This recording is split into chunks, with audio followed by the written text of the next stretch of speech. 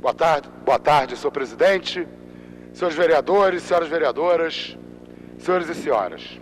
Em primeiro lugar, eu gostaria de fazer um convite aos meus colegas e a toda a cidade para o debate que nós vamos realizar, o meu mandato, o mandato do deputado estadual do PSOL, Flávio Serafini, sobre as eleições nos Estados Unidos. O debate Eleições nos EUA, os socialistas e a campanha de Bernie Sanders. E nós teremos nesse dia a palestra do Dan Labotz, que é militante socialista estadunidense, professor da Universidade do Queens, e apoiador da campanha do Bernie Sanders.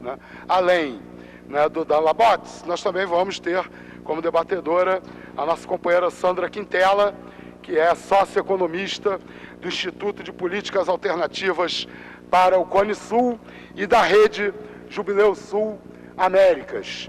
Esse debate vai acontecer no dia 2 de maio, na próxima segunda-feira, a partir das 18 horas, no auditório da Escola de Serviço Social da UFRJ, que fica no campus da Praia Vermelha. A crise de 2008 nos Estados Unidos gerou graves consequências, principalmente em relação às respostas governamentais. A população viu os bancos que geraram a crise retomarem o seu poderio sobre o sistema financeiro, e a condição de grandes demais para quebrar. E os executivos de Wall Street que geraram a crise receberam o perdão presidencial.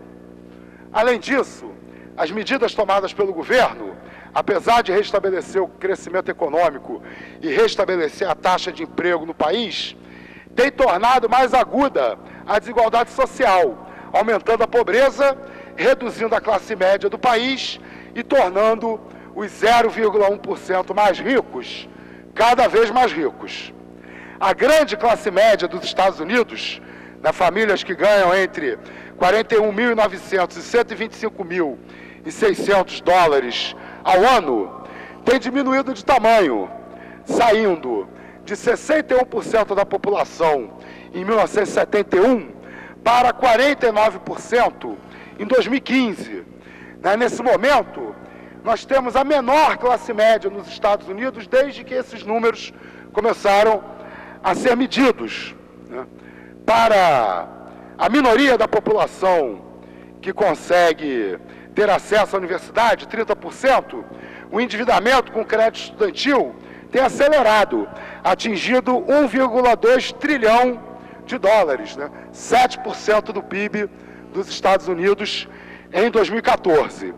Já o endividamento para custeio de moradia atinge 13,8 trilhões, quase 80% do PIB de 2014. Ao mesmo tempo, 14,8% dos estadunidenses vivem abaixo da linha da pobreza. Detalhe, da linha da pobreza de lá, Não é da linha da pobreza de cá.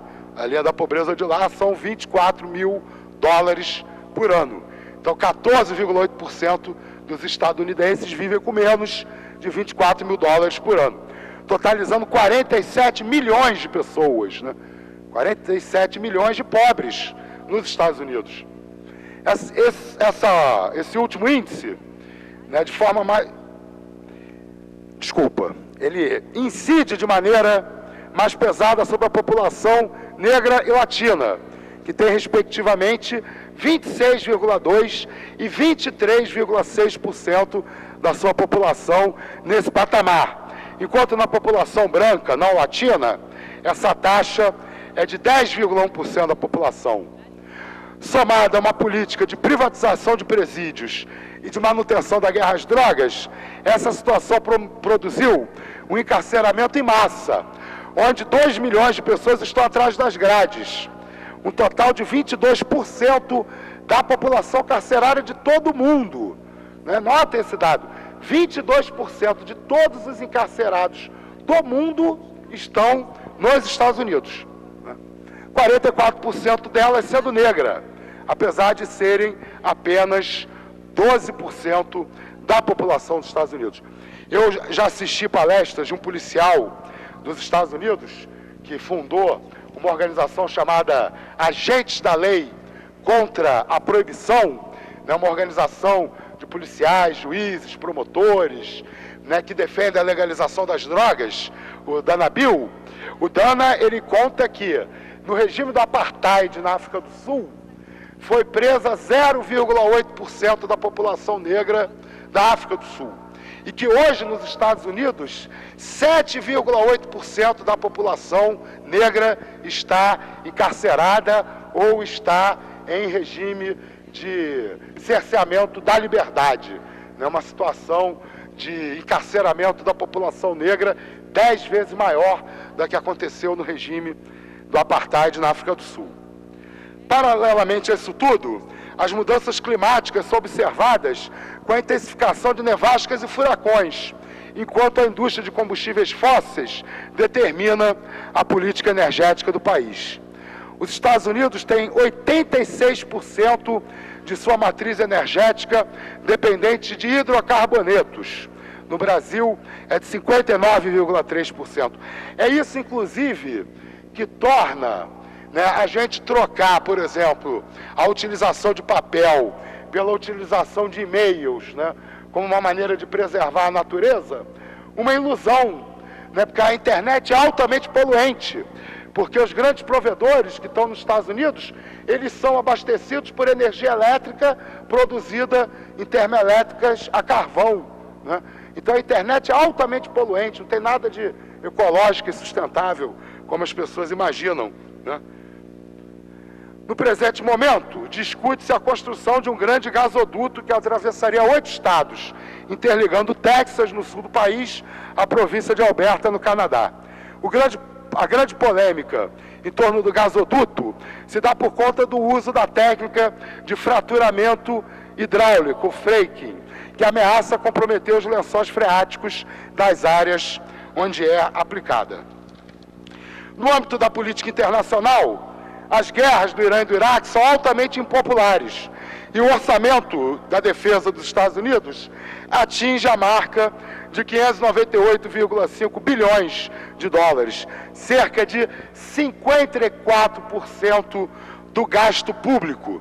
Eu imagino que se os Estados Unidos usassem uma fração desse orçamento para ajudar no desenvolvimento dos países pobres, na superação, né, dos problemas, né, que enfrentam as populações pobres do nosso país, ela não ia precisar gastar tanto dinheiro com orçamento militar, né? Eles gastam 54% do orçamento militar, porque eles estão o tempo inteiro interferindo no mundo inteiro, invadindo o mundo inteiro, se tornando alvo do terrorismo internacional por conta do próprio terrorismo que eles exercem desde o início do século XX no mundo inteiro, né?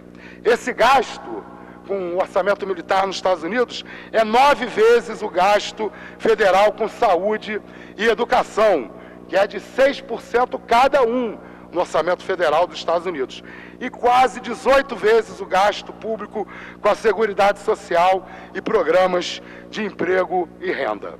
O grande debate no momento se dá em termos das relações diplomáticas com o Irã e o conflito da Síria.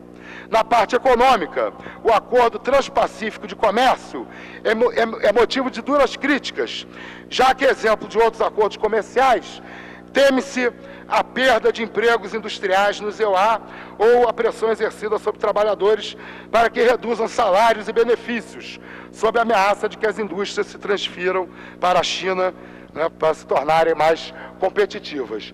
Bom, resumo disso tudo, o que eu estou dizendo é que a consequência da crise econômica e da política neoliberal nos Estados Unidos, né, de 2008 para cá, levou os Estados Unidos a, pela primeira vez em muitas décadas, a deixar de ter a maioria da população na condição de classe média, né? Hoje, né, a maioria da população dos Estados Unidos está na pobreza, não está mais na classe média. A população americana vem reagindo, não é, a essa política neoliberal, né, que beneficiou. Vocês lembram, no mesmo tempo que os bancos ganhavam bilhões, né, mais de 1 milhão de americanos perderam suas casas, né, em função da explosão da bolha imobiliária. né? Isso vem registrando fenômenos políticos novos nos Estados Unidos.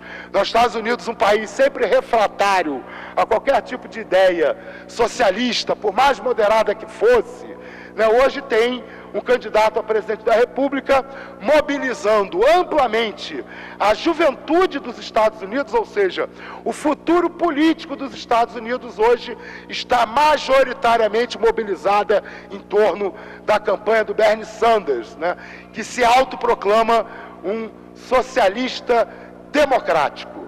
Ano passado também se registrou pela primeira vez, né, que nas universidades dos Estados Unidos, o autor mais solicitado nas bibliotecas das universidades dos Estados Unidos foi o velho barbudo alemão Karl Marx. E entre os 100 brasileiros mais lidos nas universidades dos Estados Unidos está o Paulo Freire, né? Aquele que a gente viu nas manifestações da direita ser saudado com faixas "Basta de Paulo Freire", né? Hoje é o brasileiro mais lido nos Estados Unidos. Muito obrigado.